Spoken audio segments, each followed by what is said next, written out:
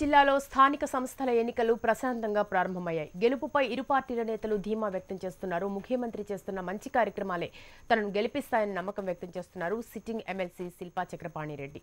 ప్రభుత్వ వ్యతిరేకత, ప్రతిపక్ష నేతల మీద ఉన్న నమ్మకం తమను గెలిపిస్తుందంటున్నారు ప్రతిపక్ష ఎమ్మెల్సీ అభ్యర్థి గౌరు వెంకటరెడ్డి. జిల్లాలో 184 మంది ప్రజాప్రతినిధులు తమ ఓటు హక్కును వినియోగించుకుంటున్నారు. కర్నూలులోని పోలింగ్ కేంద్రం నుంచి మా ప్రతినిధి హరికిషన్ మరింత సమాచారం అందిస్తారు. స్థానిక సంస్థల ఎమ్మెల్సీకి పోరు ప్రారంభమైంది. ఈ నేపథ్యంలో గతంలో గెలిచినటువంటి అభ్యర్థి శిల్పా చక్రపాణి రెడ్డి తెదేపా అభ్యర్థిగా ప్రస్తుతం అంతా ఉన్నారు. ఆయనని తెలుసుకునే ప్రయత్నం చేద్దాం. చెప్పండి సార్, గతానికి ఇప్పటికి ఏమన్నా తేడా ఉందా? ప్రజెంట్ ఏ రకంగా పోలింగ్ కొనసాగుతుంది? పోలింగ్ ప్రశాంతంగా జరుగుతూ ఉంది. మేమే కూలు మనుషులం, ఎక్కడ చూసినా కూలుగానే నడుస్తుంది. కాబట్టి ఎక్కడే కానీ అవాంఛనీయ సంఘటనలు జరగవు. ఏ పోలీసు వాళ్ళతో మాకు అవసరంలే. అటువంటి వాతావరణంలో ఎలక్షన్లు జరపబోతా ఉన్నాం. అదేవిధంగా ఈరోజు అభివృద్ధి వైపు చూస్తే ఈరోజు మా ముఖ్యమంత్రి గారు చేస్తున్నట్టు అభివృద్ధి సంక్షేమ కార్యక్రమాలు ఈరోజు మమ్మల్ని గెలిపిస్తాయనడానికి రేపు మీరే చూస్తారు. భారీ మెజార్టీ గెలిపిస్తాయనేది తెలిసిపోతుంది మీకు. కాబట్టి ఈరోజు గెలుపు అనేది భారీ మెజార్టీ రాబోతూ ఉంది. గెలుపు గురించి ఆలోచించాల్సిన అవసరం లేదు. మీ అందరికీ తెలుసు, ప్రజలందరికీ తెలుసు. ఈరోజు మా ముఖ్యమంత్రి గారు చేస్తున్నటువంటి ప్రాజెక్టుల విషయంలో చూస్తూ ఉన్నాం. ఈరోజు జిల్లా పైన ఎంత శ్రద్ధ వహించాడనేది మొన్ననే మల్యాల చూసాం, అదేవిధంగా ముచ్చుమారి చూసాం. అదేవిధంగా వెలుగోడు ప్రాజెక్టులో 18 టీఎంసీల నీరు గతంలో నింపేవారు. ఈరోజు ముఖ్యమంత్రి గారు వచ్చిన తర్వాత 16 టీఎంసీ నీళ్ళు నిలపగలుగుతూ ఉన్నాం. అది ఏబీఆర్ అయితేనే, అదేవిధంగా హెచ్ఎన్ఎస్ఎస్ అయితేనే, ఎన్నో ఈరోజు ఆర్డీఎస్ రైట్ కెనాల్ అయితేనే, అయితే వేదవేత కానీ నగరడోన కానీ ఇన్ని ప్రాజెక్టులు గుండ్రేవల ప్రాజెక్టు సాధించాలి అని ఈరోజు మా ముఖ్యమంత్రి గారు కూడా 2 రాష్ట్రాల సమస్య ఉన్నా దాన్ని రైతాంగానికి ఏ విధంగా అనుకూలంగా పని మొదలు పెట్టాలనే ఆలోచనలో ఉన్నాడు. కాబట్టి ఇటువంటి రైతు పక్షపాతి అయినటువంటి మా ముఖ్యమంత్రి గారిని చూసి మాకు ఓటు వేసి నన్ను గెలిపిస్తారని ఇంకా అనుకోవడమే కాదు, ప్రజలంతా అనుకుంటా ఉన్నారు. కాబట్టి ఈ గెలుపు మా ముఖ్యమంత్రి గారికి ఒక బహుమానంగా ఇవ్వబోతా ఉన్నాం భారీ మెజార్టీతో. శాసనమండలిలో గతంలో జీతాల విషయంలో కానీ, వీళ్ళకు విధులు నిధుల విషయంలో కానీ నేను శాసనమండలిలో వినిపించాను. మీరు కావాల్సింటే ఆడ పోయి చూసుకోవచ్చు, ఎవరైనా చూసుకోవచ్చు. గెలిస్తే తప్పకుండా వాళ్ళ విధులు సర్పంచులతో సమానంగా చూడాలి, ఎంపీపీలను కూడా జెడ్పీటీసీలను కూడా ఎంపీపీలతో సమానంగా చూడాలి. 14వ ఆర్థిక సంఘం నిధులు తప్పకుండా ఎంపీపీలకు కేటాయించాలి. అదేవిధంగా అందరికీ సమాన హక్కులు ఇవ్వాలి అనే దానిపైన పోరాటం చేస్తా, తప్పకుండా సాధిస్తా.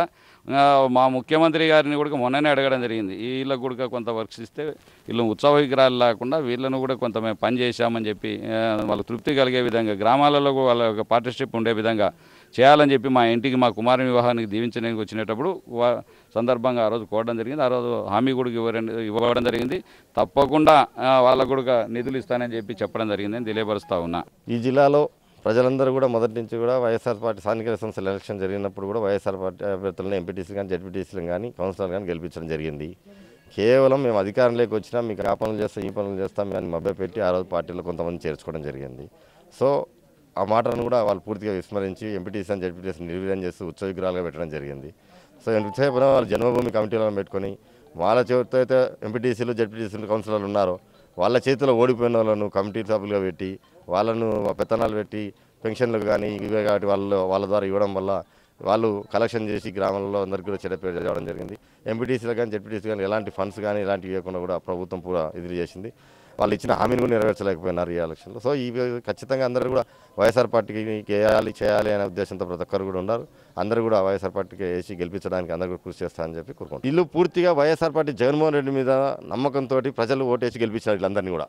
సో ప్రజలు ఈరోజు ఖచ్చితంగా వైఎస్ఆర్ పార్టీకి ఓటు వేయాలి, జగన్ రెడ్డి పార్టీని గెలిపించుకోవాలని చెప్పేసి ఎంపీటీసీల మీద జెడ్పీటీసీల మీద ఒత్తిడి చేయడం జరుగుతుంది.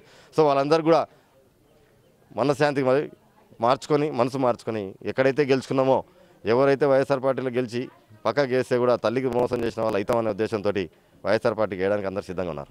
ఇటు పోలింగ్ సంబంధించి ఎలక్షన్స్ ప్రశాంతంగా సాగుతున్నాయి. మనం ఒకసారి ఇక్కడ చూడొచ్చు పరిస్థితిగా దగ్గర ప్రతి పోలింగ్ కూడా మొత్తం 3 డివిజన్లలో 3 పోలింగ్ కేంద్రాలు ఏర్పాటు చేయడం జరిగింది. ఈ పోలింగ్ కేంద్రాలకు సంబంధించి 2 డిఎస్పీల చొప్పున మొత్తం 600 మంది సిబ్బంది పహారా కాస్తున్న నేపథ్యం కనిపిస్తోంది. 3 డివిజన్లలో ఇటు ఆదోని, నంద్యాల, కర్నూలు 3 ఆర్డీఓ కార్యాలయాల్లో పోలింగ్ కేంద్రాలను ఏర్పాటు చేయడం జరిగింది. మొత్తం 306 మంది కర్నూలు, అలాగే మిగతా డివిజన్లలో సైతం కూడా ఇటు ఎంపీటీసీలు జెడ్పీటీసీలు తమ ఓటు హక్కును వినియోగించుకున్నారు. ఈ నేపథ్యంలో ఎటువంటి అవాంఛనీయ సంఘటనలు చోటు చేసుకోకుండా పోలీస్ డిపార్ట్మెంట్ గట్టి బందోబస్తు ఏర్పాటు చేసింది. ఉదయం 8 నుంచి సాయంత్రం 4 వరకు ఇది కార్యక్రమం పోలింగ్ జరగనుంది. ఆ తర్వాత 20 తారీఖు కౌంటింగ్ జరగనుంది. అభ్యర్థుల ఎవరైతే గెలుపోవటంలో 20 తారీఖు తేల్చిన నేపథ్యం కనిపిస్తుంది.